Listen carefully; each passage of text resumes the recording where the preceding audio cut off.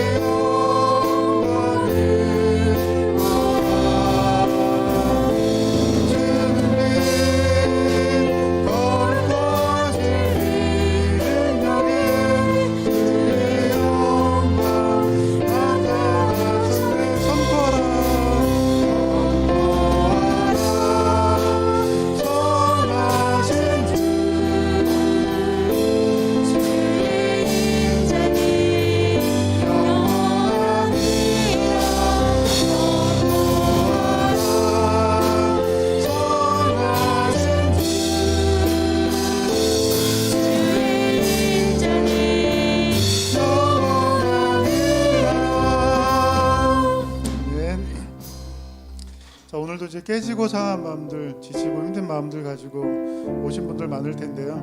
우리에게는 다 주님이 필요한 것 같습니다.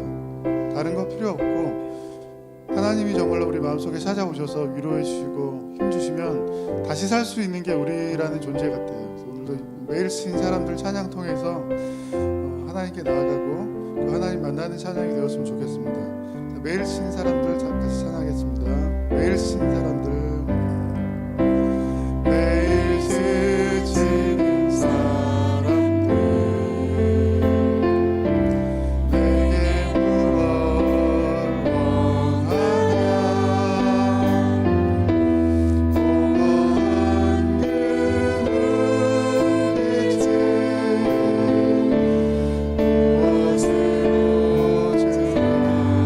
모두 자기 고통과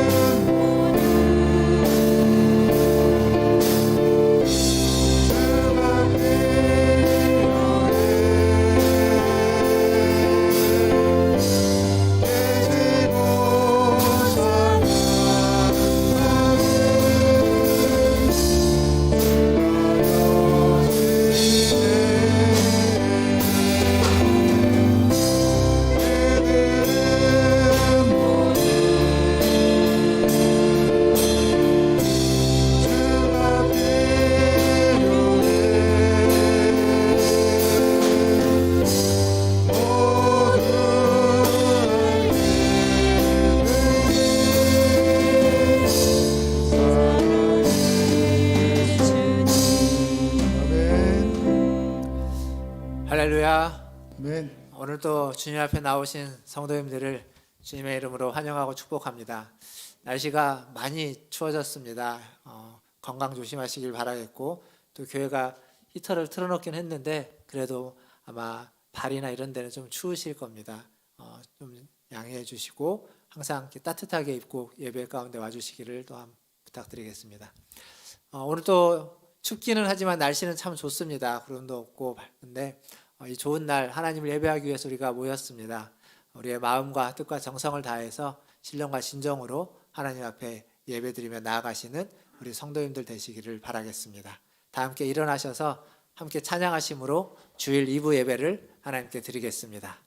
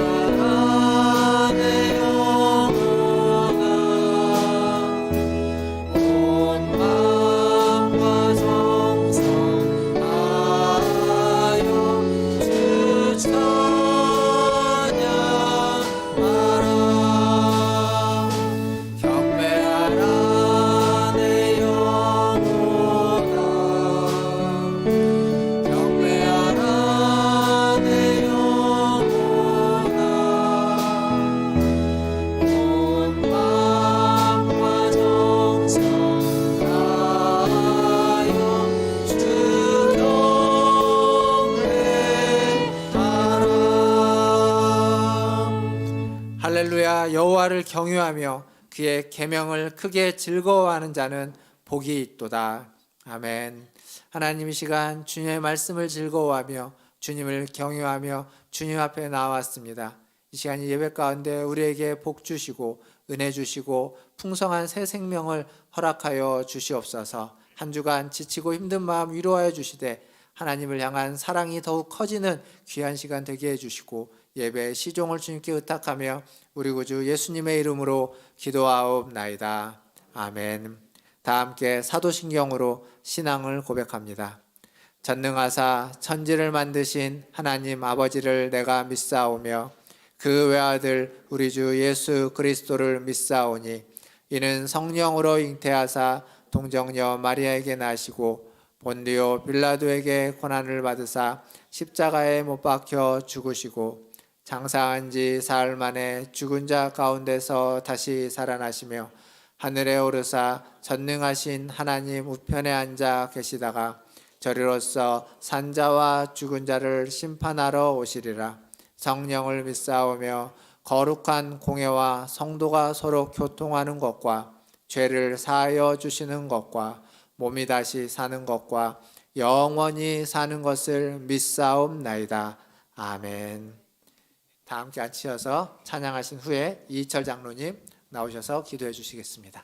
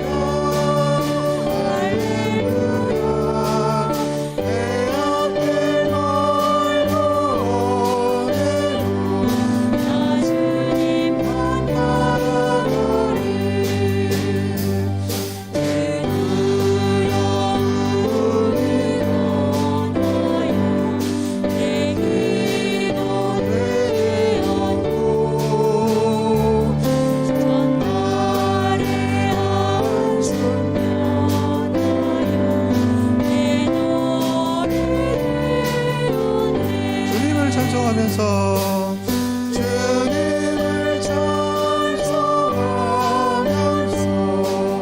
할렐루야 할렐루야 내 앞길 걸어오는 나 주님만 가리 내 주는 자비하셔서 늘 함께 계시고 내 궁핍 받으하시고 내 죄 보수시네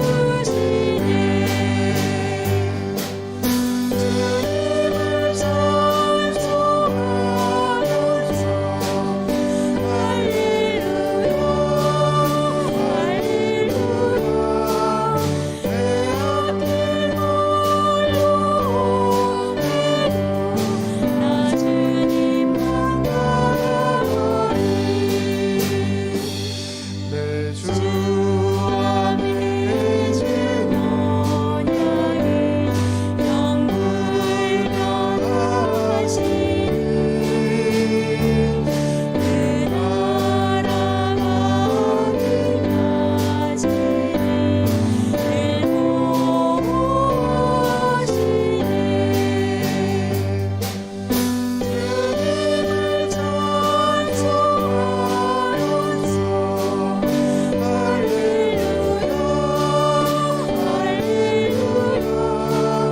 내 앞길 걸어오는 나 주님만 가리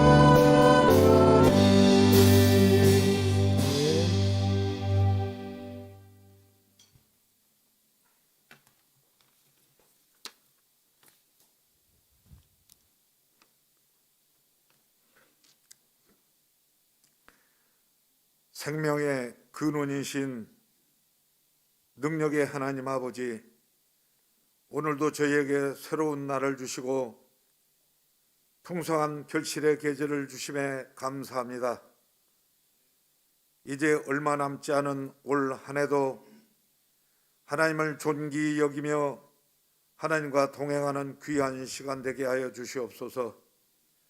하나님께서는 늘 저희와 함께 계셔서 죄와 어둠의 유혹에 영 쓰러지지 않고 다시 일어나 이기게 하시는 하나님을 찬양합니다.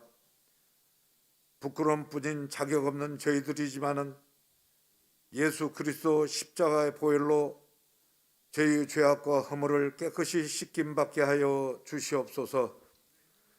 살아계신 하나님 아버지, 지금도 우리는 코로나와 함께 여전히 질병의 위험 속에 놓여 있지만 이제 코로나와 함께 할 수밖에 없는 시대가 도래한 것 같습니다. 긴 시간 동안 모든 생활의 궤도에서 이탈했던 저희의 삶과 모든 교회 행사가 서서히 정상을 되찾고 회복의 일상으로 돌아올 때 저희에게 한량없는 지혜를 더하셔서 이 어려운 시기를 지혜롭게 이겨나게 하옵시고, 긴 시간 막혀 있었던 평범치 않았던 저희 일상이 회복되어 완전히 정상화될 수 있도록 하나님께서 은혜를 내려 주시옵소서. 인류 역사의 주관자 되시는 하나님 아버지, 나날이 위기 속으로 빠져가는 이 나라를 위해 기도합니다. 내년 대선을 앞두고 이 나라가 혼란에 빠지지 않도록 도와주시옵소서. 정치 지도자들이 자신의 권위로 국민을 누르기보다는 국민을 소중히 여기며 정치 초년의 뜨거운 나라의 사랑의 마음으로 모든 국민을 사랑하며 존중하게 하옵시고, 하나님 말씀 앞에 부끄럽지 않는 지도자로 세워지게 하옵시고, 국민을 위한 봉사하며 나라를 잘 이끌어나게 하옵소서. 오늘도 연약함을 아시는 주님, 예수 그리스도만이 나의 구세주시오 치유이심을 고백합니다. 우리 소외된 이웃과 여러 질병으로 고통받는 환우들에게 하나님의 놀라우신 능력의 손을 내밀어 주셔서 어떤 병의 뿌리라도 도려내 주시었고 생사의 갈림길에서 힘겨워하는 자에게 그 영혼을 이루하셔서 평온을 내려주시고 고통 중에 있을지라도 하나님을 향한 소망을 잃지 않게 하옵소서. 사랑의 하나님, 저희 문화촌 제일교회가 성령 하나님의 은혜가 넘치는 교회가 되게 하옵시고 성령의 은사 충만한 교회 되게 하여 주시옵소서. 주의 제단에 기도의 불이 꺼지지 않는 교회가 되게 하여 주시옵고 지난주에는 새로운 임직자들을 세우신 임직식이 있었습니다. 하나님 지명하여 불러주셔 세워주셨사오니 그들의 앉고 서심을 주관하여 주시오. 들어가든 나가든 건강의 물질로 축복하여 주시옵소서. 주신 직분 소중히 준행할 수 있도록 늘 하나님 함께 하시고 강건케 하여 주시옵소서. 우리를 생명으로 인도하시는 하나님 아버지, 오늘 성령을 의지하여 말씀을 전폐하시는 목사님의 입술에 하나님 아버지 권세를 주셔서 그 입술에서 나오는 말씀에 귀 기울여 듣는 모든 성도들에게 성령의 역사를 체험하는 뜨거운 은혜의 시간 되게 하여 주시옵소서. 교회 부교육자들 하나님 기억하셔서 늘 함께하여 주셨고 은혜와 평안을 내려 주시옵소서. 예배를 위해 돕는 손길들이 있습니다. 여러 모양으로 하나님 전에 순종할 때 그 순종과 봉사에 하나님의 축복하여 주시길 기도합니다. 하나님 아버지, 얼마 남지 않은 2021년도의 시간을 복되게 마무리할 수 있도록 늘 저희와 함께 하옵소서. 죄에서 저희를 구원하신 살아계신 예수 그리스도 이름으로 기도했습니다.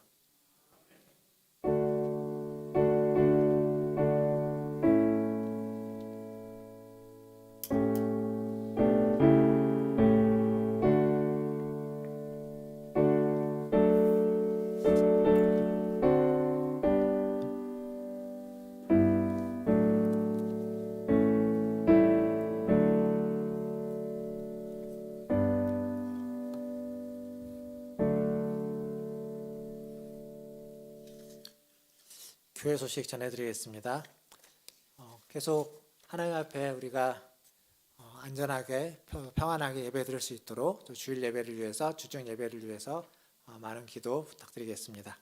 공동체 성경 통독 계속 이어집니다. 이번 주는 에스겔서 말씀 1장에서 24장까지 함께 통독해 주시기를 바라겠습니다. 오늘 예배 후에 또 각 기관별로 총회가 있습니다. 내년을 또 섬기실 수 있는 임원분들을 잘 선출해 주시면 감사하겠습니다. 다음 주에는 우리 연말 당회로 당회원들 모이겠습니다. 그래서 2022년을 잘 준비할 수 있도록 당회를 위해서 또 기도해 주시면 감사하겠습니다. 저희 이제 김경석 강도사님이 좀 잘 준비를 하셔서 창세기 말씀을 함께 여러분들하고 공부를 하려고 합니다. 창세기의 이야기 중심으로 한 5주 정도 같이 함께 영상을 통해서 그리고 카톡이나 이런 것들을 통해서 같이 하나님 말씀 창세기를 같이 살펴보려고 합니다. 또 관심 있는 분들은 많은 참여 부탁드리겠고요. 김경석 강도사님에게 문의해 주시면 잘 안내를 해드릴 겁니다. 그렇게 해서 많이 참여해 주시면 감사하겠습니다. 다른 광고는 주보를 참고해 주시고 우리 김수석 장로님이 다음 주부터 교회 오시는 분들을 위해서 우리 좀 차량을 운행해 주신다고 합니다. 10시 반에 운행을 해 주시는데 우리 이일순 권사님, 또 서덕수 장로님, 또 정장순 권사님, 여인환 권사님 이렇게 해서 이제 도신다고 하니까요. 혹시 함께 타거나 그렇게 타기를 원하시는 분은 우리 장로님께 말씀을 해주시면 또 어디에서 만나서 같이 이렇게 모시고 올 수도 있을 것 같습니다. 같이 함께 해주시면 감사하겠고 우리 봉사해 주시는 장로님께도 감사드립니다. 하나님 말씀 보겠습니다. 오늘 우리에게 주시는 하나님 말씀은 로마서 13장 8절에서 14절까지 말씀입니다. 로마서 13장 8절에서 14절까지 말씀. 다 찾으셨으면 저와 한 절씩 교독하도록 하겠습니다. 8절 제가 먼저 읽겠습니다. 피차 사랑의 빛 외에는 아무에게든지 아무 빚도 지지 말라. 남을 사랑하는 자는 율법을 다 이루었느니라. 간음하지 말라, 살인하지 말라, 도둑질하지 말라, 탐내지 말라 한 것과 그 외에 다른 계명이 있을지라도 내 이웃을 내 자신과 같이 사랑하라 하신 그 말씀 가운데 다 들었느니라. 사랑은 이웃에게 악을 행하지 아니하나니 그러므로 사랑은 율법의 완성이니라. 또한 너희가 이 시기를 알거니와 자다가 깰 때가 벌써 되었으니 이는 이제 우리의 구원이 처음 믿을 때 가까웠음이라. 밤이 깊고 낮이 가까웠으니 그러므로 우리가 어둠의 일을 벗고 빛의 갑옷을 입자. 낮에와 같이 단정히 하고 방탕하거나 술 취하지 말며 음란하거나 호색하지 말며 다투거나 시기하지 말고. 같이 읽겠습니다. 오직 주 예수 그리스도로 옷 입고 정욕을 위하여 육신의 일을 도모하지 말라. 아멘. 우리 좌우에 계신 분들, 옆에 계신 분들 인사하겠습니다. 사랑합니다. 축복합니다.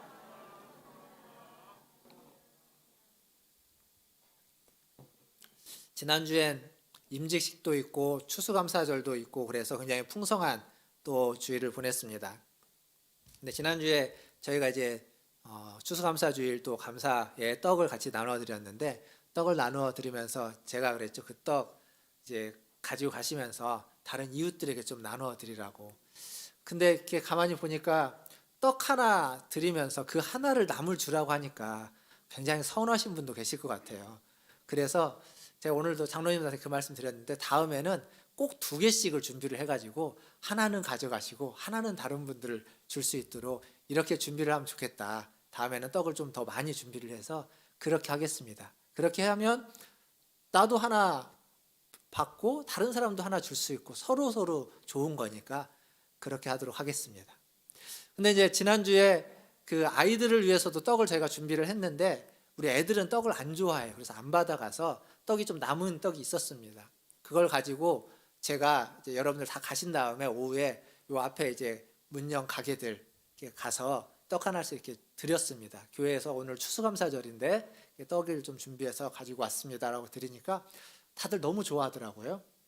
그렇게 가면서 보니까 그 제가 떡 하나 드렸는데 그 떡 하나를 주신 데도 있더라고요. 그래서 자기는 받았다고 하시는 분도 있어서 우리 성도님들이 또 이렇게 순종을 하시고 실천을 하시는구나 라고 알게 됐고, 또 과일도 저희가 추수감사절 이렇게 여기다가 앞에 나와서 드렸는데 그 과일도 제가 월요일 화요일 그동안은 저희가 그 홍제 3동 복지관에 그 복지부서에 연락을 해서 그 과일을 이제 홍제 3동에 있는 다른 분들에게 전해줄 수 있도록 전달을 했는데, 이번에는 제가 직접 그 과일을 좀 이렇게 나눠 가지고, 그래서 그것도 주일날 문 안 연 가게들 있지 않습니까? 요 앞에 갖다 드리니까 또 그것도 또 너무 좋아하셔서, 사실 동사무소에는 갖다 준 게 조그마한 거 하나밖에 못 갖다 드렸습니다. 못 갖다 드리고 그렇게 나눴는데, 나누면서 보니까 이게 좀 더 많이 있었으면 좋았겠다 싶은 생각도 드는데 다음에는 좀 그렇게 더 하면 좋을 것 같습니다. 어쨌거나 그렇게 하면서 어떤 생각이 들었냐면, 이렇게 별것 아닌 거 떡 하나 과일 몇 개 갖다가 드리는데 받는 분들이 너무 고맙게 받으니까 괜히 제가 굉장히 좋은 이웃이 된 듯한 느낌, 큰 거 아닌데 굉장히 좋은 사람이 된 듯한 느낌을 받아서 그것도 또 나쁘지는 않았습니다. 그러한 기분을 여러분도 좀 같이 느낄 수 있도록 다음번엔 준비를 해보겠습니다. 어쨌거나 오늘 제 말씀이 로마서 13장 후반부입니다. 지난주에가 추수감사절이었는데 그 전주에 13장 앞부분을 저희가 말씀을 들었죠. 그때 설교 제목이 뭐였냐면 좋은 시민이 되자였습니다. 좋은 시민이 되라 였죠. 오늘 설교 제목이 뭐죠? 좋은 이웃이 되라입니다. 이웃이 되라. 그러니까 13장은 로마서 13장은 좋은 시민이 되라, 좋은 이웃이 되라. 결국 좋은 시민, 좋은 이웃, 좋은 사람이 되라라는 이야기죠. 근데 이게 어디에서부터 시작되는 거냐면 로마서 12장 21절, 12장 맨 마지막 절에 뭐라고 적혀 있냐면 악에게 지지 말고 선으로 악을 이기라. 여기에서 시작되는 겁니다. 어떻게 선으로 악을 이길 거냐? 좋은 시민이 되고 좋은 이웃이 됨으로써 선으로 악을 이기는 거다. 그때 앞부분 말씀을 전해드리면서 그런 말씀을 드렸습니다. 좋은 시민이 된다는 건 뭐냐? 권세를 가지고 있는 자, 권력을 가지고 있는 자, 국가에 대해서 그 공권력이 하나님의 사역자들이기 때문에 그들에게 순종하는 것이다. 그들이 질서를 유지하고 그들이 어떤 사회를 잘 유지시켜 가는 것에 우리는 적극 동참하고 참여하고 순종하는 것이다 라고 말씀드렸습니다. 그러나 동시에 그 공권력이 공익을 위하지 않고 사익을 위해서 쓰여지거나 범법자들을 옹호하는 데 쓰여지거나 올바르지 않는다면 그거에 대해서 우리는 올바르지 않기 때문에 하나님의 사역자가 아니기 때문에 정당하게 항거할 수 있고 이야기할 수 있어야 된다. 그에 저항할 수 있어야 된다. 그러나 그 방법으로는 어떤 폭력적이거나 어떤 악의적인 방법을 사용해서는 안 된다. 그렇게 말씀을 드렸습니다. 그러니까 선으로 악을 이긴다는 건 그 아무리 악한 자를 이기기 위해서 또 다른 악과 또 다른 폭력과 또 다른 강압을 사용해서는 안 되는 겁니다. 무조건 선함으로써, 선행으로써, 선으로서 그 악에 대응하고 악에 맞서야 되는 거지. 사실 악 앞에 선은 힘이 없어 보일 수밖에 없습니다. 그 당장은 악이 더 힘이 세 보일 수밖에 없지만 그러나 그 선이 모이면 그 선은 언젠간 그 악을 반드시 넘어설 수 있습니다. 그래서 그 선으로 악을 이겨라 라고 말씀드렸어요. 오늘은 그 말씀에서 이어지는 것으로 좋은 이웃, 우리가 살아가면서 이 땅에 좋은 이웃이 된다는 게 과연 무엇인지 말씀을 통해서 좀 같이 생각해 보려고 합니다. 우리가 읽었던 말씀을 다시 보겠습니다. 8절부터 10절까지 말씀인데요. 제가 한번 읽어보도록 하겠습니다. 잘 들어보십시오. 8절입니다. 피차 사랑의 빚 외에는 아무에게든지 아무 빚도 지지 말라. 남을 사랑하는 자는 율법을 다 이루었느니라. 간음하지 말라, 살인하지 말라, 도둑질하지 말라, 탐내지 말라 한 것과 그 외에 다른 계명이 있을지라도 내 이웃을 내 자신과 같이 사랑하라 하신 그 말씀 가운데 다 들었느니라.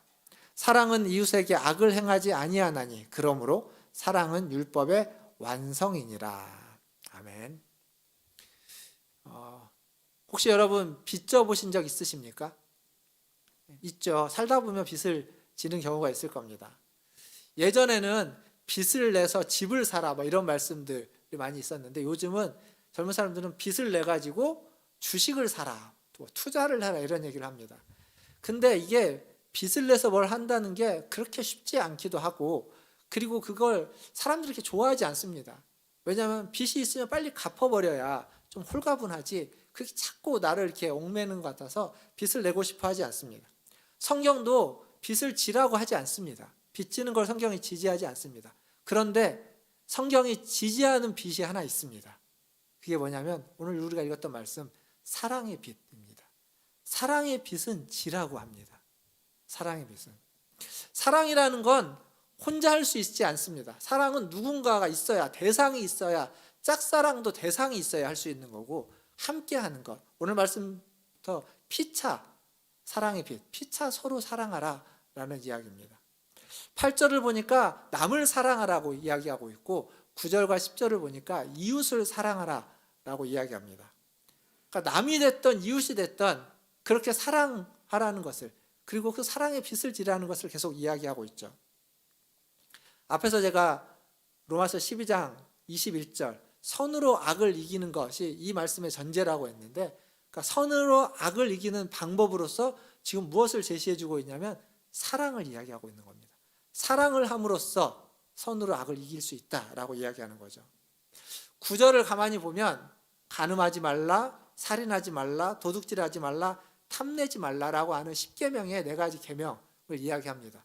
그런데 덧붙여서 뭐라고 얘기하냐면 이 모든 계명뿐만 아니라 다른 모든 계명도 내 이웃을 내 자신과 같이 사랑하라 라고 하는 이 말씀 안에 이 사랑 안에 다 들어있다고 이야기합니다. 그러니까 10계명에서 이야기하고 있는 하나님의 말씀과 하나님의 계명이 어디에 다 들어있냐면 이웃을 사랑하라 라고 하는 그 안에 다 포함되어 있는 내용들이라는 겁니다. 그래서 말씀을 지키려면 그 율법을 지키려면 뭘 하나 하면 되냐면 사랑하면 되는 겁니다.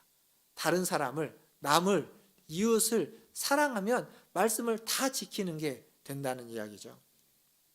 그래서 10절에 사랑은 율법의 완성이다 라고 이야기하는 겁니다.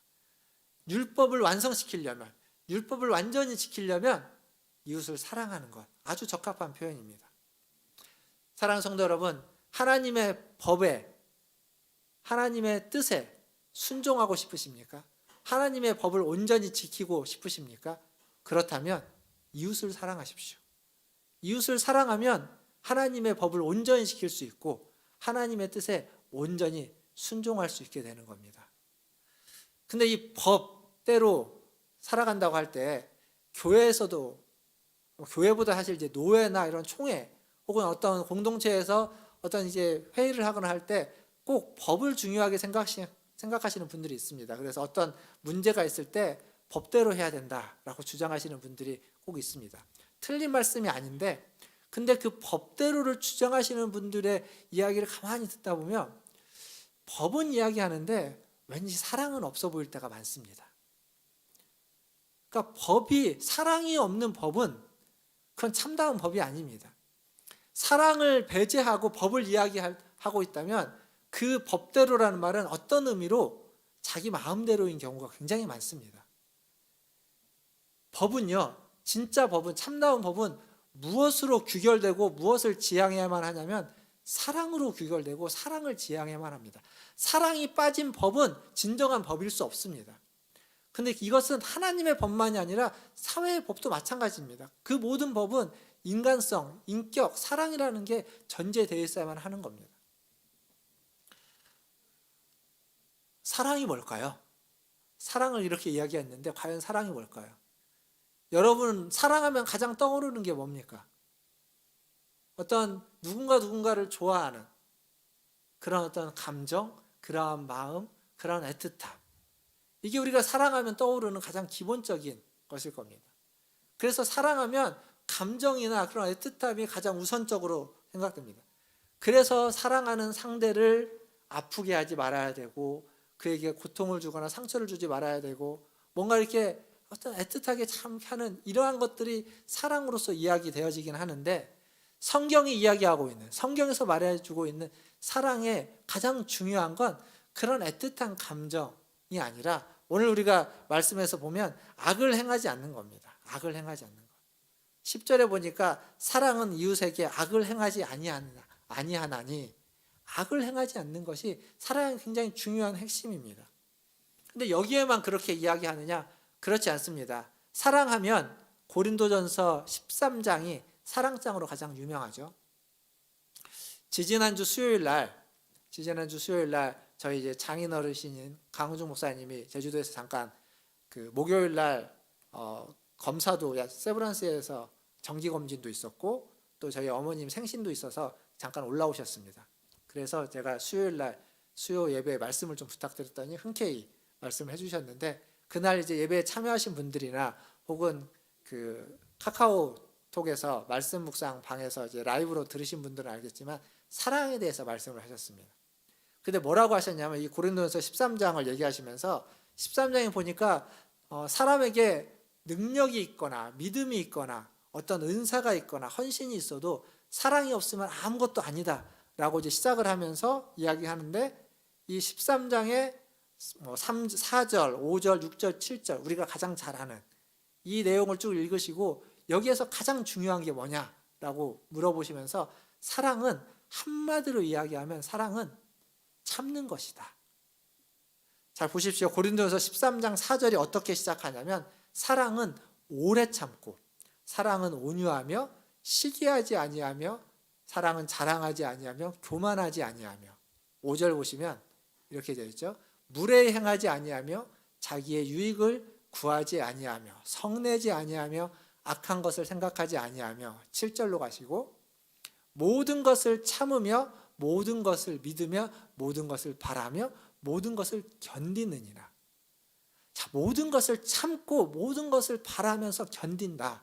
그리고 시작을 사랑은 오래 참고라고 시작했는데, 시기하는 마음도 참는 것이고 자랑하고자 하는 마음도 참는 것이고 교만하고자 하는 마음도 참아내는 겁니다. 이게 사랑이라는 겁니다. 교만도 누르고 시기심도 누르고 자랑하고 싶은 것도 누르고 견디고 인내하는 것. 그러니까 이 사랑장에서 얘기하고 있는 걸 한마디로 이야기하면 사랑은 오래 참고 견디는 것, 모든 것을 참고 견디는 것이다 라고 이렇게 말씀하셨습니다.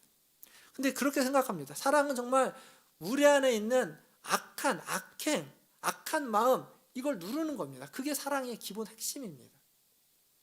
무례하게 이야기할 수 있고 그렇게 말할 수 있는 그런 마음을 누르는 겁니다. 화가 나는 마음을 누르는 겁니다. 그걸 참아내는 겁니다. 이런 게 사랑입니다.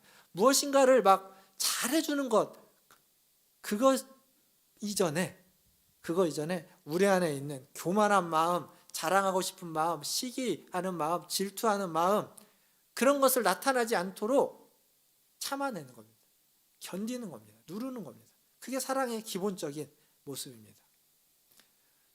근데 이게 생각보다 어렵습니다. 여러분 생각해 보십시오. 지금 여기서 하지 말라고 오래 참는다, 뭐 참을 수 있다고 생각하지만 우리가 그렇게까지 오래 못 참습니다. 견디는 거 그렇게 잘 못 견딥니다. 자랑하고 싶은 게 많고 시기심도 나고 질투심도 나고 성도 내고 그런 거죠. 화도 나고 막 이런 겁니다. 그런 것들을 누르는 게 그렇게 쉽지 않습니다. 그러면 어떻게 이 모든 것들을 참고 바라면서 견딜 수 있을까요? 어떻게 하면 그게 가능할까요? 불가능하다면 말할 필요가 없겠죠. 성경은 그것이 가능하다고 이야기하는 겁니다. 그것은 어떻게 해서 가능하냐면 사랑이 빛이라는 생각을 가지면 가능합니다. 사랑의 빛을 지라고 지금 이야기했죠. 여러분 빛 져보신 적 있지 않습니까? 우리 빛을 지면 어떻습니까? 그 빛이 계속 날 따라다닙니다. 이게 자꾸 나를 올가면서 이걸 빨리 갚아버려야 홀가분하지, 안 갚으면 마음속에 계속 그게 있는 겁니다. 부담되는 거죠. 많이 빚지지 않았어도 빚진 사람, 내가 돈 빌린 사람 보면은 괜히 그 사람 앞에 있으면 자꾸 이렇게 고개 돌리고 싶고 딴 데 가고 싶고 안 마주치고 싶고, 빚을 갚아버리면 홀가분하게 편하게 볼 수 있는데 그게 있으면 자꾸 날 따라다니는 겁니다. 그게 부담스러운 겁니다. 그러니까 결국 뭐냐면 이 빚이라는 건 끊임없이 우리를 쫓아다니면서 끊임없이 우리를 얽매이게 되는 거죠. 빚을 갚을 때까지 그렇게 되는 겁니다. 그래서 참 빚이 무서운 겁니다. 근데 성경에 요한복음 4장을 한번 보시면, 요한 1서 4장 10절과 11절에 이런 말씀이 있습니다. 제가 읽어보겠습니다. 같이 한번 읽어볼까요? 10절과 11절 같이 읽겠습니다. 시작. 사랑은 여기 있으니 우리가 하나님을 사랑한 것이 아니요 하나님이 우리를 사랑하사 우리 죄를 속하기 위하여 화목제물로 그 아들을 보내셨음이라. 사랑하는 자들아, 하나님이 이같이 우리를 사랑하셨은즉 우리도 서로 사랑하는 것이, 사랑의 빛을 이야기할 때 성경은 우리가 1차적으로 하나님께 사랑의 빛을 졌다고 이야기하는 겁니다. 오늘 우리가 읽은 말씀은 그겁니다. 우리가 하나님을 사랑하기 전에 하나님이 우리를 사랑해서 우리를 위해서 그의 아들을 화목제물로 보내셨다는 거죠. 그게 우리가 진 사랑의 빛입니다. 하나님이 우리를 사랑하셨습니다. 아들을 보내시기까지. 그리고 그 사랑의 빛을 이제 갚으라고 하는 거죠.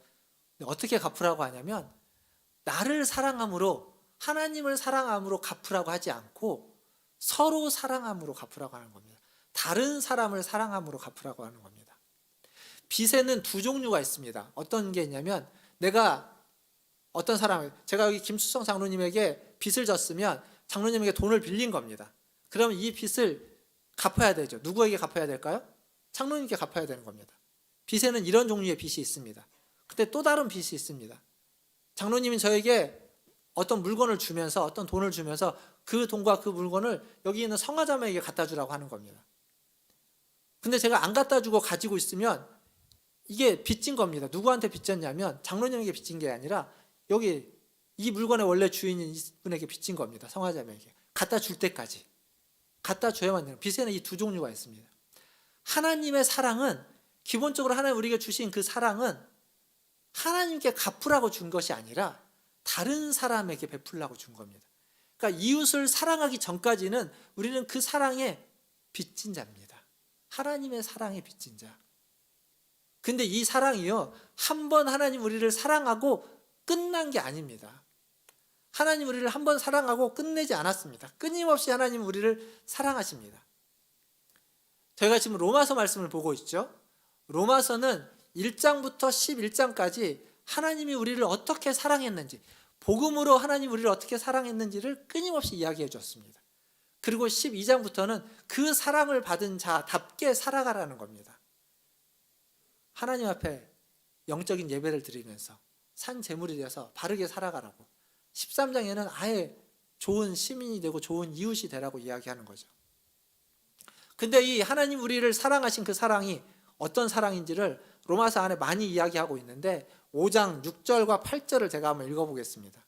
5장 6절에 우리가 아직 연약할 때 기약대로 그리스도께서 경건하지 않은 자를 위하여 죽으셨도다. 우리가 연약할 때 우리를 위해서 죽으심으로 우리를 사랑했습니다. 8절을 보시면 우리가 아직 죄인 되었을 때 그리스도께서 우리를 위하여 죽으심으로 하나님께서 우리에 대한 자기의 사랑을 확증하셨느니라. 우리가 죄인 되었을 때 우리를 사랑하심으로, 죽으심으로 우리에 대한 사랑을 확증하셨다라고 또 이야기해 줍니다. 여기만 이야기하는 게 아닙니다. 로마서 8장에 가보면 아주 많은 부분 그거에 대해서 이야기합니다. 8장 가보면 제가 35절하고 38절, 9절 이렇게 읽어보겠습니다. 35절인데 누가 우리를 그리스도의 사랑에서 끊으리요? 환난이나 공고나 박해나 기근이나 적신이나 위험이나 칼이라. 어떤 환난도 어떤 칼도 어떤 위험도 하나님의 사랑에서 끊을 수 없다는 겁니다. 하나님의 사랑이 한 번 우리에게 와서 오고 사라진 게 아니라 끊임없이 그 사랑과 우리는 연결되어 있기 때문에 그 어떤 것도 그 사랑을 끊을 수 없다라고 이야기합니다. 8장 38절과 39절에 가보면 내가 확신하노니 사망이나 생명이나 천사들이나 권세자들이나 현재일이나 장래일이나 능력이나 그리고 높음이나 깊음이나 다른 어떤 피조물이라도 우리를 우리 주 그리스도 예수 안에 있는 하나님의 사랑에서 절대 끊을 수 없느니라. 끊어지지 않는다는 겁니다. 그러니까 우리가 하나님께 사랑의 빚을 졌습니다. 근데 이 사랑의 빚이 한 번 진 빚이 아닙니다. 계속 우리는 이 사랑의 빚을 지고 있는 겁니다. 끊어지지 않는 겁니다. 이 사랑의 빚이 계속 그 사랑이 우리에게 주어지고 오늘도 우리는 그 사랑을 받았고 지난주 한 주간도 그 사랑을 받았기에 우리가 살아왔고 그리고 앞으로 살아갈 한 주간도 우리는 그 사랑을 받으면서 살아갈 겁니다. 그 사랑의 빚을 갚아야 되는 거죠. 어떻게 해요? 하나님을 사랑하면서 갚으라고 하지 않고 다른 사람을 사랑함으로써, 남을 사랑하고 이웃을 사랑함으로써 그 사랑의 빚을 갚으라는 겁니다. 그래서 남을 사랑하고 이웃을 사랑하는 것도 한 번으로 끝낼 수 없는 겁니다. 내가 한 번 남을 거하게 사랑했다고 끝나지 않는 겁니다. 왜냐하면 하나님의 사랑이 계속 내게 부어지니까 계속 사랑의 빚을 우리는 지고 있는 겁니다. 그 빚을 어떻게 갚을까요? 계속 사랑함으로 갚은 겁니다. 계속 사랑함으로.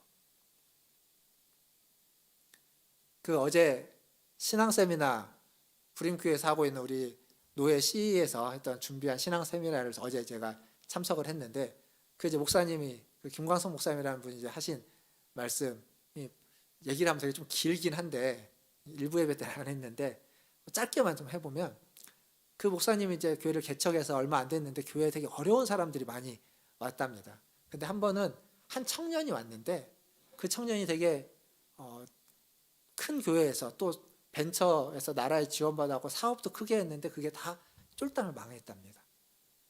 망해서 이제 그 교회를 가지를 못하고 자기 교회를 온 거예요.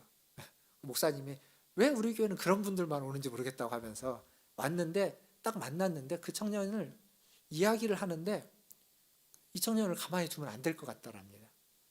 이러다가는 너무 이렇게 우울하고 막 어둡고 그래가지고 큰일 날 것 같아서 그 청년을 이제 교회 오라고 하고 계속 연락을 해가지고 계속 만나자고 해서 밥도 사주고 어디 갈 때마다 데리고 가지고 계속 데리고 다녔답니다.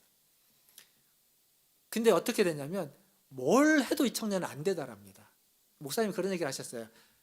기도해도 안 되는 사람이 있고 기도 안 해도 안 되는 사람이 있고 물론 어떤 사람은 기도 안 해도 되고 기도해도 되는 사람이 있는데 이 청년은 기도해도 안 되고 기도 안 해도 안 되고 뭘 해도 안 되는 사람, 뭘 해도 끝까지 가지도 못하는 사람, 중간에 끝내는 사람. 너무 답답한 했는데 어떻게 해서 그 한샘이라는 회사에서 8주간 교육을 받으면 이제 직원이 되는 그런 교육을 받을 수 있어서 시작을 했답니다. 시작을 했는데 3주쯤 하고 나서 이 청년이 도저히 못하겠다고.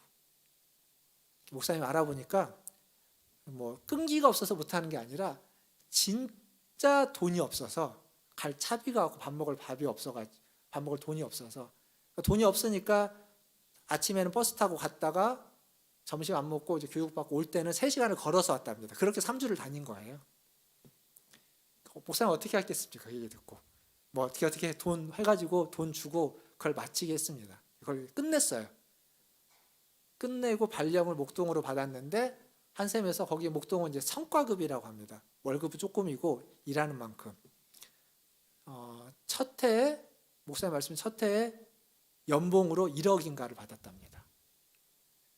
잘 된 거예요. 잘 됐는데 목사님 무슨 얘기를 했냐면 그 친구가 이제 밥을 한번 먹자고 막 하는데 그 목사님이 그게 너무 이렇게 웃기기도 하고 그러대요. 왜냐하면 지금까지 몇 년간 자기가 항상 밥을 샀지 그 청년이 밥을 한 번도 산 적이 없는데 자기 보고 밥 먹자고 하는 얘기 자체가 너무 자기가 웃겼는데 이제 간 거죠.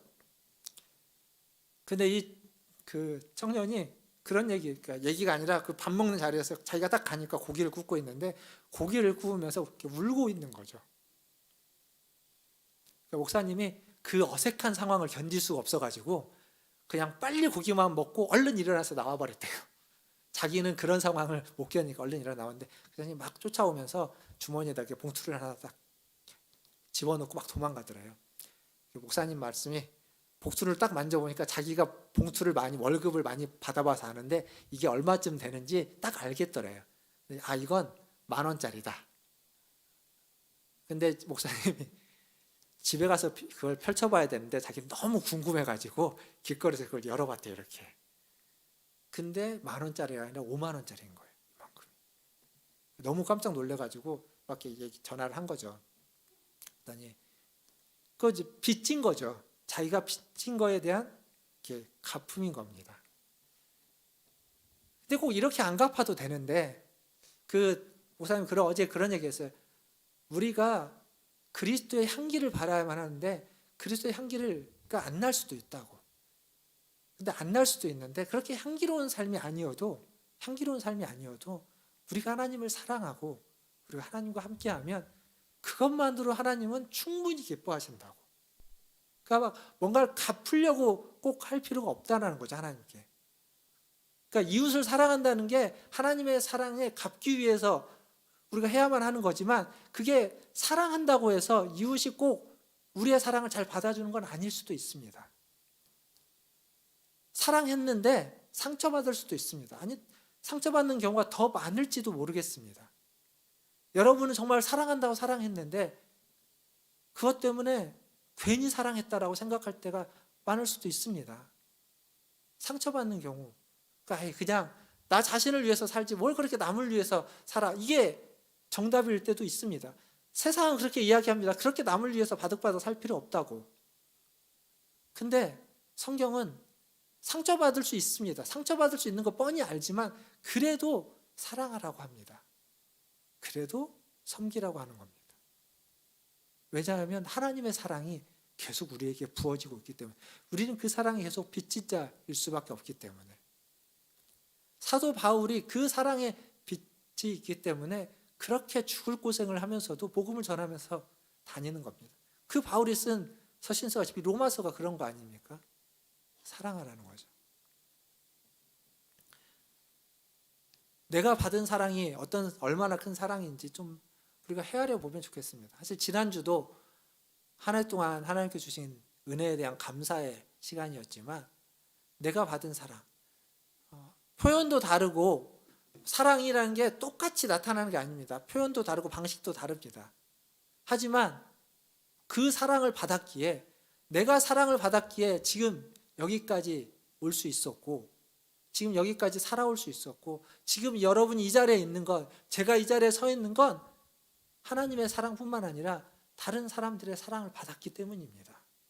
우리가 받은 사랑이 얼마나 큰지 우리가 한번 헤아려 볼 필요가 있습니다. 동시에 과연 나는 남을, 과연 나는 다른 사람을 얼마나 사랑하고 있는지 그것도 헤아려 보십시오.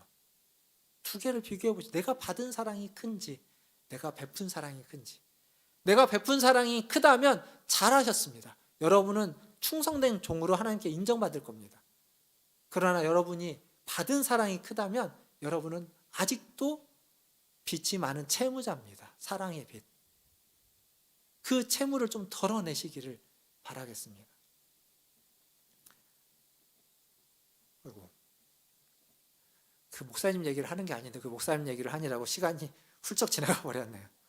뒤에 이만큼 있는데 마무리해야 될 시간이 되어버렸는데 뒤에 간단히 좀 넘어가겠습니다. 자, 11절 로마서 13장 11절 같이 읽어보겠습니다. 시작. 또한 너희가 이 시기를 알거니와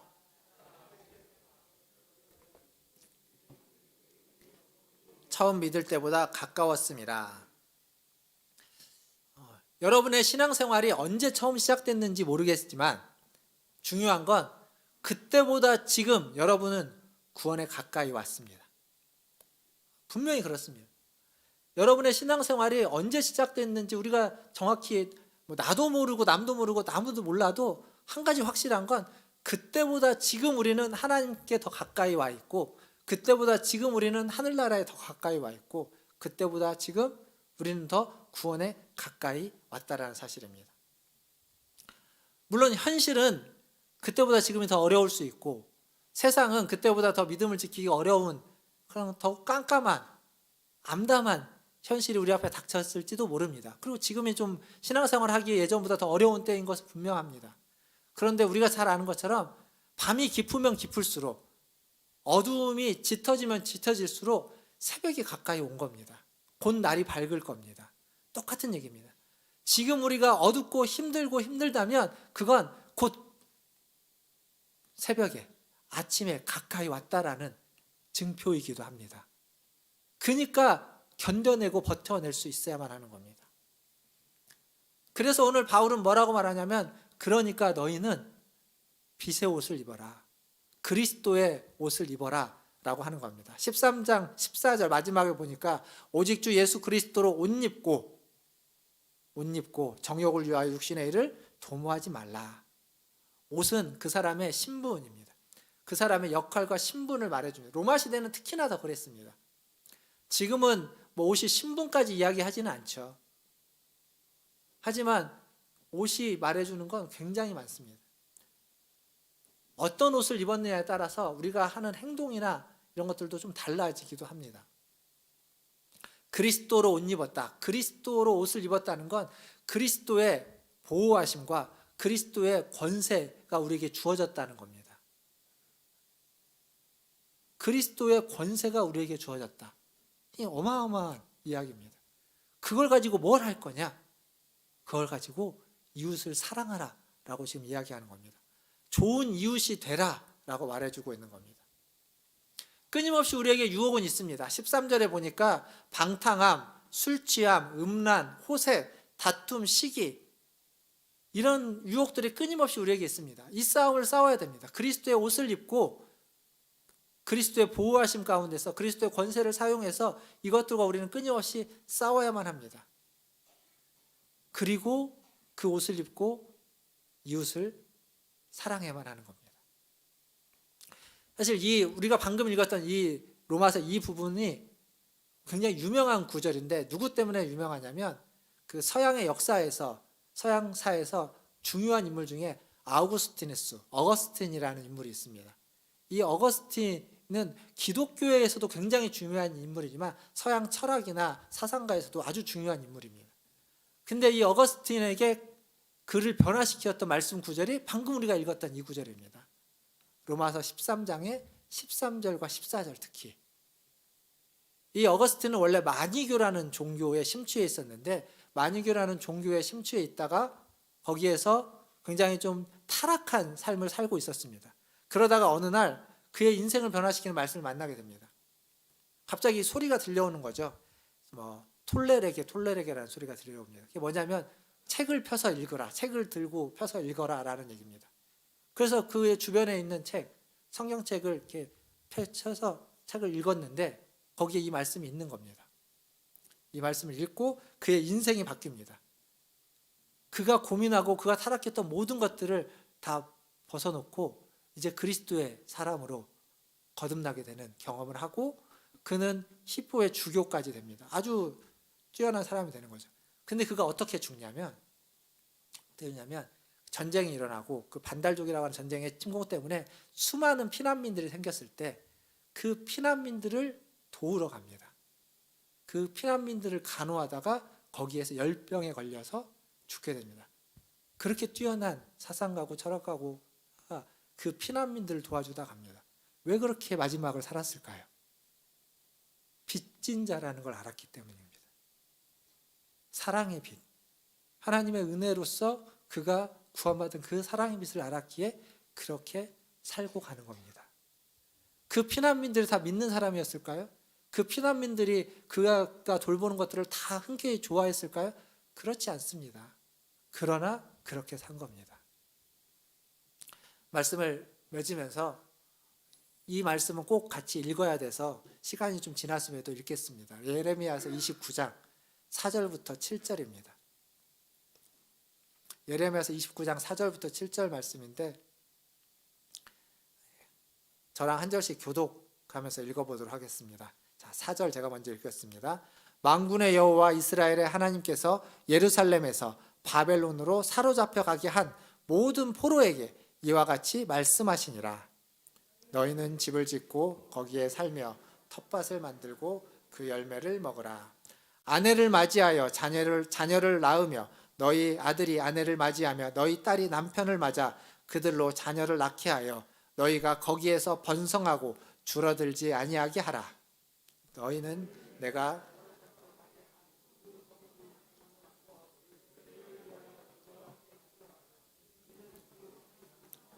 너희도 평안할 것임이라.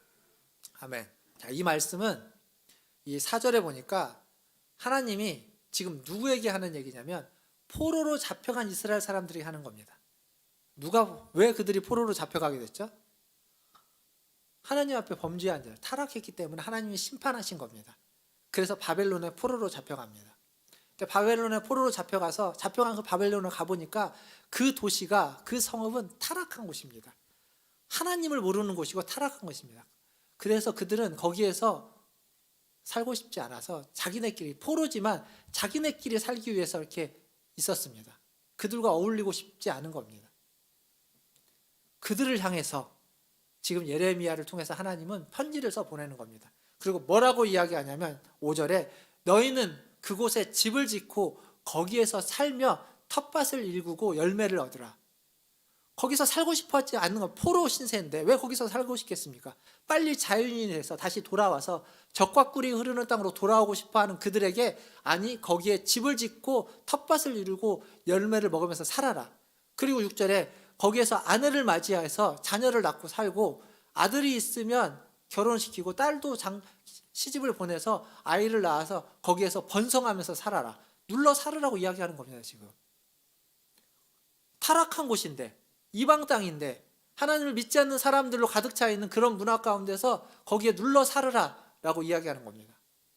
그리고 너희가 사는 그 땅, 그 도시, 그 성읍의 번성을 위해서, 평안을 위해서 나에게 기도하라 라고 이야기하고 있습니다. 이게 지금 방금 우리가 읽은 9절입니다. 성경입니다. 성경. 그곳에서 빨리 구원시켜서 빨리 나와가지고 그 땅이 아닌 가나안 땅에서 하나님을 잘 믿으면서 평화롭게 신실하게 살기 위해서 기도하라고 하는 것이 아니라 그 타락한 곳에서 그 타락한 땅에서 그들을 위해서 그들과 함께 결혼하면서 먹고 살면서 일하면서 살도록 그 땅의 평안함을 위해서 그 땅의 번영을 위해서 아니 그 땅은 망해야 되는 땅이고 그 도시는 무너져야 되는 도시인데 그것이 아니라 그 도시의 번영과 평안을 위해서 기도하라 라고 이야기하는 겁니다. 왜 이렇게 할까요? 아까 읽었던 말씀 마지막 7절 뒤에 그 이유가 있습니다. 7절 뒤에 뭐라고 되어 있냐면 여호와께 기도하라 이는 그 성읍이 평안함으로 너희도 평안할 것이다. 우리를 위해서입니다. 우리를 위해서. 자, 오늘 말씀으로 다시 돌아와서 하면 제가 그랬죠. 좋은 이웃이 되라는 거. 우리가 살고 있는 세상은 타락한 세상이 맞습니다. 죄가 관영한 곳입니다. 하나님을 믿는 사람보다는 하나님을 믿지 않는 사람 수가 더 많고, 하나님을 믿는 우리가 할 수 있는 일보다는 하나님을 믿는 우리는 할 수 없는 일도 더 많고, 세상은 하나님을 믿지 않는 문화로 더 많은 부분을 차지하고 있습니다. 맞습니다. 거기에서 우리는 교회로 모여갖고 독립해서 막 신앙 공동체를 위해서 세상과는 다르게 살아가기 위해서 모여갖고 애써야 되는 것이 아니라, 그 땅에서 우리는 살아갈 수밖에 없고 하나님이 살게 하는데, 어떻게 살냐면 여기 있는 것처럼 집을 짓고 일을 하고 수익을 얻고 결혼하고 시집가고 장가가면서 삽니다. 그래서 이 땅에서 우리는 기도하고 살아야 됩니다. 근데 왜 그렇게 하나님이 살게 하시냐면, 이 땅을 위해서 기도하라고 한 이유는 우리의 평안함을 위해서입니다. 그러니까 결국 좋은 시민이 되고 좋은 이웃이 되게끔 하나님이 요구하시는 건 우리를 위해서입니다. 우리를 사랑하기 때문에. 근데 그렇다고 그 목적 우리가 좀 헷갈리면 안 되는 건 뭐냐면, 우리만을 위해서 그냥 저렇게 해야만, 이거 이렇게 해야 이렇게 하고 이렇게 주면 결국 내가 복을 받으니까, 이런 마음으로 하라는 게 아닙니다. 정말 그들을 위해서, 정말 이 땅을 위해서, 정말 이 도시를 위해서 선을 행해야 되고, 악한 곳이 있지만 그 악을 이겨내기 위해서 정말 진심으로 선을 행하고 진심으로 그들을 섬기고 그들을 사랑하고 그들을 위하고 그들과 함께 있을 수 있어야 됩니다.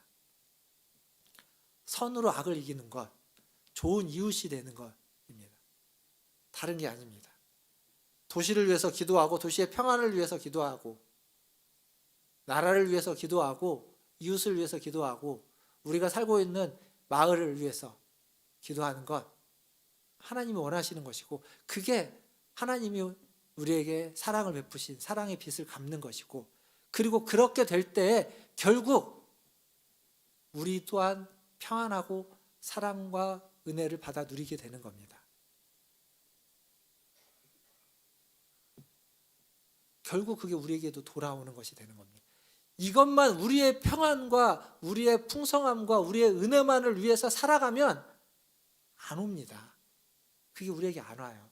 그러나 다른 사람을 진심으로 사랑하고 다른 사람을 진심으로 위하고 다른 사람을 진심으로 그들의 평안을 위해서 기도하고 섬기면, 그 섬김이 결국 우리에게 고스란히 그렇게 돌아오게 될 것입니다. 사랑하는 성도 여러분, 좋은 시민이 되십시오. 그리고 좋은 이웃이 되십시오. 선으로 악을 이기는 그러한 선한 하나님의 자녀들로 살아가십시오. 구분하지 말고, 다른 사람을 사랑하고 섬기는데 차별하지 말고 구분하지 말고, 모든 사람을 향해서, 성경에 있는 표현대로 남을 향해서, 이웃을 향해서 사랑하고 섬기는, 그래서 하나님의 말씀을 온전히 이루어내시는 저와 여러분 다 되기를 주님의 이름으로 축원드립니다. 그렇게 살 때 그 사랑이 저와 여러분에게, 우리에게도 돌아오게 될 줄 믿습니다. 기도하겠습니다.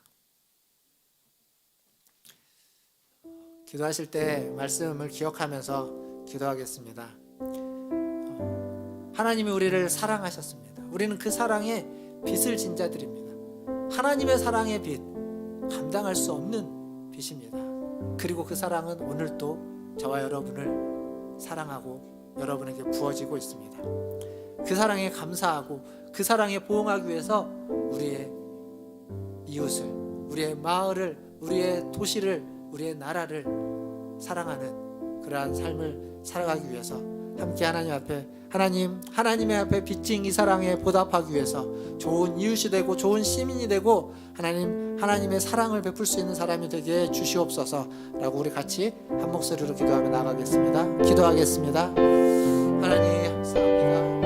하나님의 사랑을 베풀 수 있는 하나님의 자녀들에게 도와주시옵소서. 하나님 먼저 받은 사랑이 얼마나 큰지 하여 주시옵소서.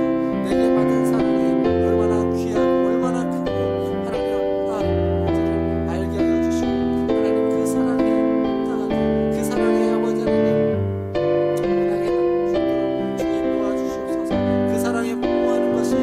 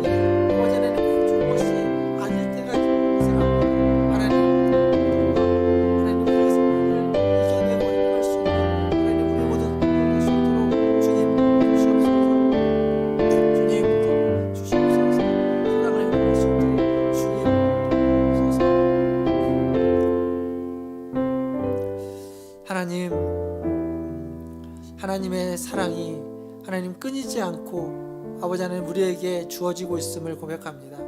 감사합니다. 그 사랑이 하나님 앞으로도 하나님 끊어지지 않고, 아니 어떤 것도 끊을 수 없기에 하나님 항상 우리와 함께하고 있는 것을 믿고 감사를 드립니다.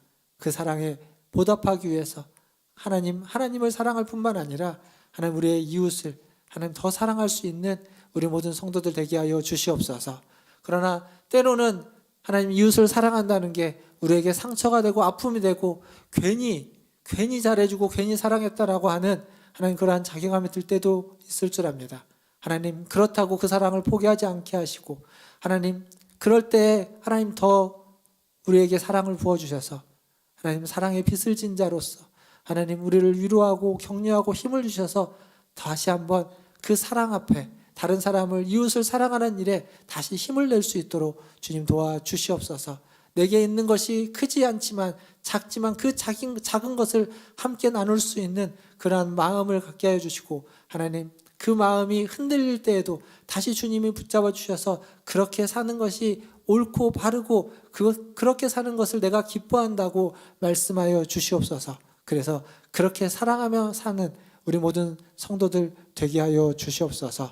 오늘도 주님 앞에 나와 주님을 사랑한다 고백하고 주님의 말씀을 통해서 하나님 우리의 이웃을 사랑하기를 소원했던 우리 성도들의 그 마음과 그 기도를 들어주시고 은혜 베풀어 주시고 응답하여 주시옵소서. 감사하며 예수님의 이름으로 기도하옵나이다. 아멘. 이 시간 325장 찬양하시면서 준비하신 예물 하나님께 드리겠습니다.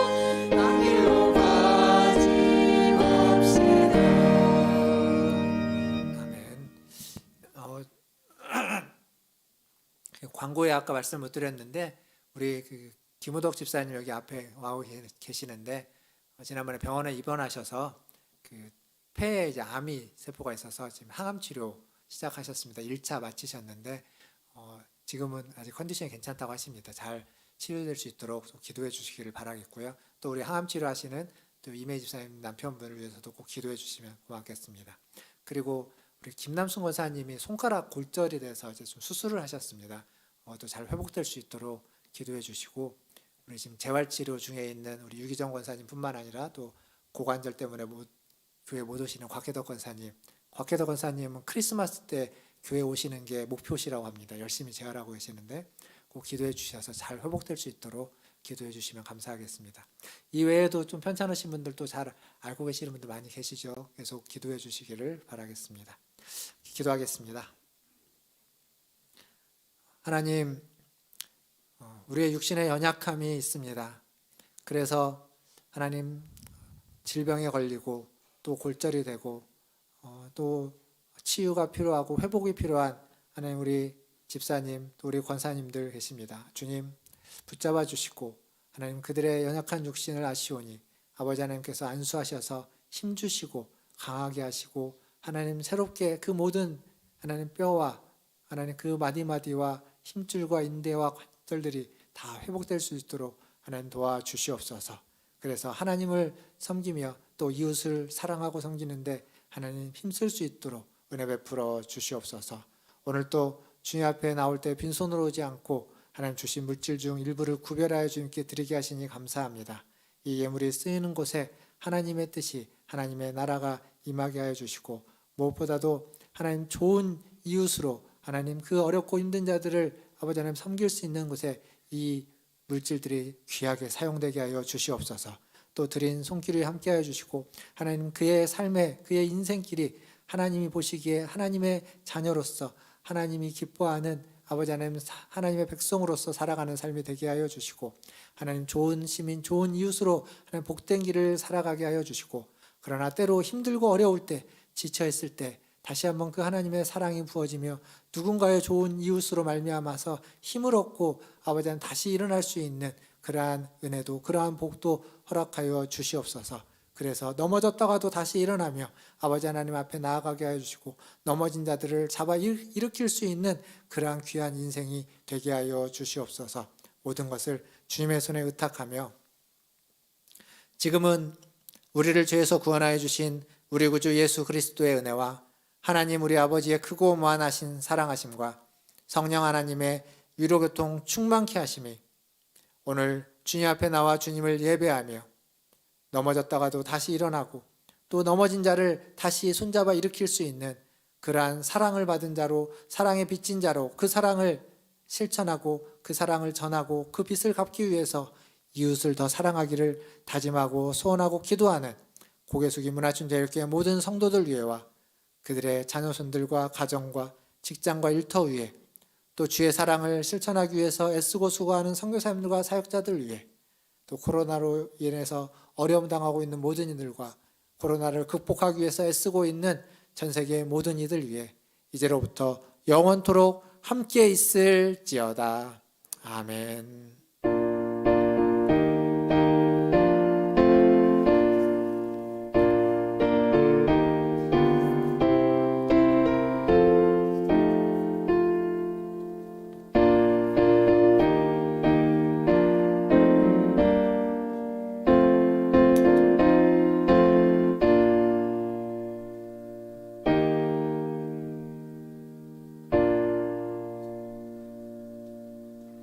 내일을 스치는 사람.